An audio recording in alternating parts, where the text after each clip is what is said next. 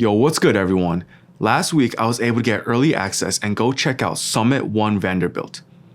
It's this new observatory that's opening in New York City at the end of October.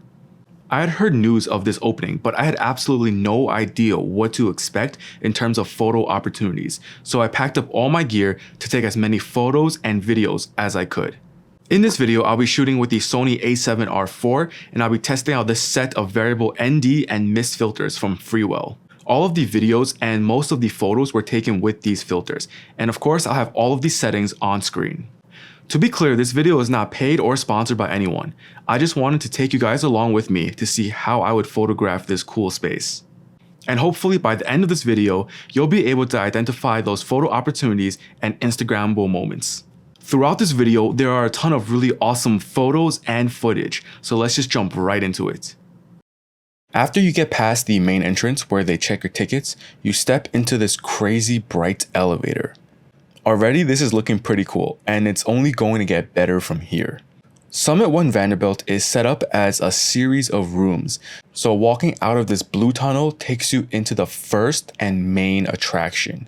As soon as you enter the room, you are bombarded with light, reflections, and strange sounds. Everything is covered in glass and mirrors, so you are just walking around in this kaleidoscope. This space is really disorienting, and honestly, I've never experienced anything like it.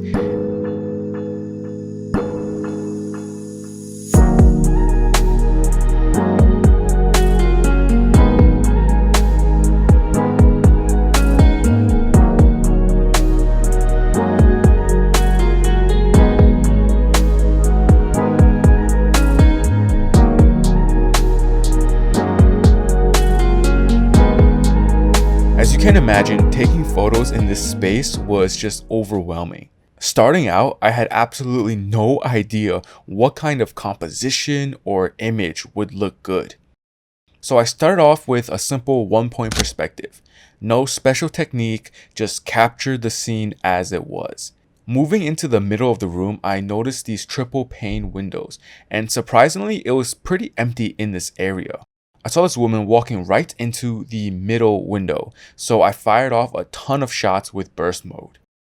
This frame was perfect, capturing her right in the middle in mid-stride and just looking up in awe. I'm starting to get the hang of the space, and as I'm walking around looking for more compositions, I decided to look up and take a photo with this endless floor effect.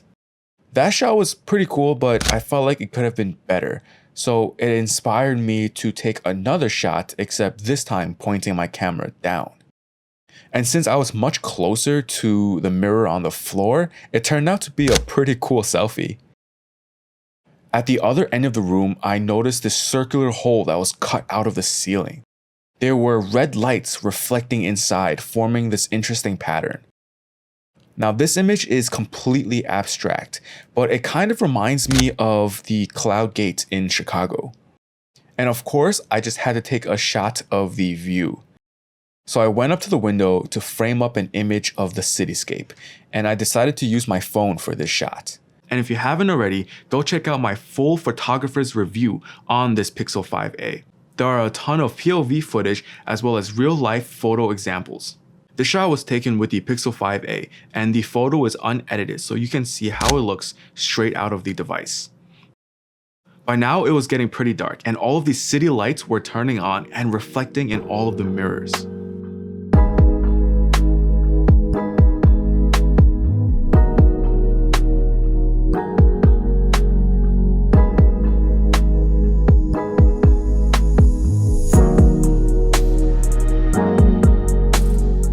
For this composition, I tried to focus on a corner and shoot downwards, because the converging lines created a cohesive visual element that just tied everything together. Since it was getting really dark, the blue light from the entrance hall was spilling into the room. The mist filter worked really well here. It gives this shot much more emotion and visual interest.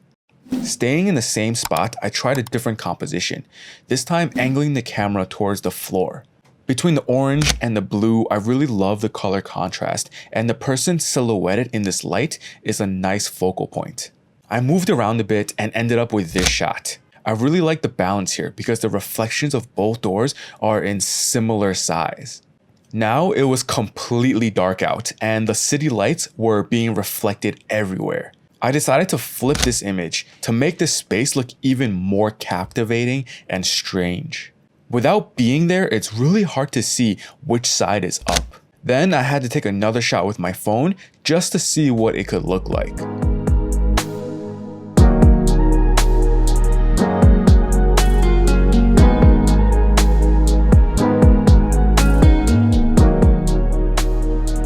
Again, this is one of those rooms that could be overwhelming without a clear subject. It was hard to create a meaningful composition. This room is a completely different experience compared to the previous room. It's so cool and definitely Instagram worthy. Everyone had a ton of fun in here. It felt almost like you're walking through a simulation or a video game where the gravity and physics is different than real life. I stood at one side of the room and took a shot of the crowd just to document the experience. In the same spot, I took another shot with the Pixel 5a to see how it could compare. And of course, if you come with friends or if you have a subject to place in the scene, it just makes shooting in this room so much easier. Moving on, this next room is on a higher floor. The middle of this room is open to the floor below. So although the space will be more limited, there won't be people in your shot.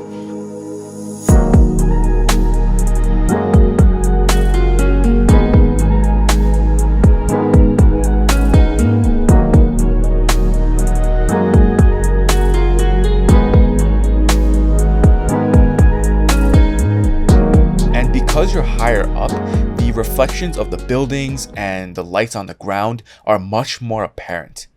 This is one of my favorite images and it just looks so cool and futuristic, like something out of Blade Runner. Then looking down, I noticed that blue door that I was taking photos of earlier. This is a different vantage point and it was pretty unique. So I tried this composition where I'm looking straight down, but the door is also reflected in this pane of glass. I got really lucky that there was someone standing in the doorway, because otherwise it would have been a pretty boring shot. In this image, I really like how subtle the mist effect is, but the filter gives this doorway that additional glow to really draw your eye in and make it seem more eerie and mysterious. Walking along the glass pathway, I tried to take another image using these triple pane windows. This area was really dark with no internal lights. Everything was lit from the reflections of the city alone. I flipped this shot to create a kind of surreal image and I really like how it came out. Then I tried to isolate a corner of the room and shoot at an angle to create something with more depth. I tried to use the rule of thirds for this composition and it balances out really nicely. I tried to take another endless floor style shot. Now, this one was really surprising because it almost looks like a drone shot where the photo was taken from outside of the building. It's a really cool effect and I did not expect that. As I'm walking towards the exit, I noticed the bright red signs reflecting on the ground. And there was a person standing in the doorway, so this shot came together perfectly. Just as I'm about to leave this room, I noticed this compelling composition of people looking out of the windows. 3 different women looking out at the city, unaware of each other. The composition here feels unbalanced, but it was more of a story-driven frame. Once you exit this room, you can walk out onto a glass box where the floor is see-through. I wish they had more of these transparent floors because the images you can take here look really cool.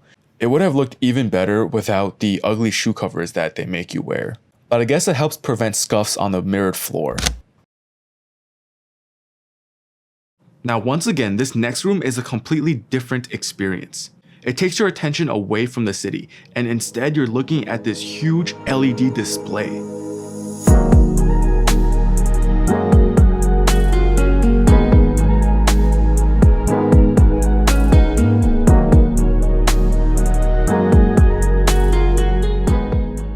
Again, this experience was so unique, and it's different from all of the previous rooms. The flying clouds made for such an intense and interesting background.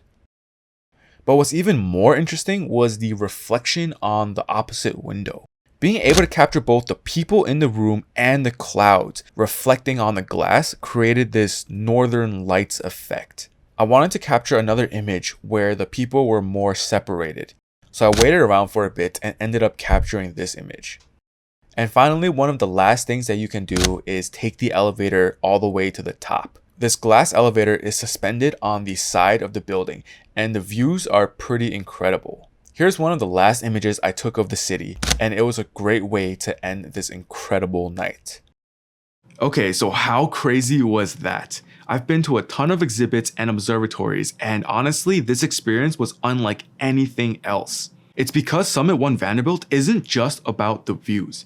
You get to walk through this series of rooms and experience something different in each one. It'll be opening to the public at the end of October, so big thanks to the kind folks over at Summit for allowing me to get an early preview. The Freewell ND and mist filters performed really well.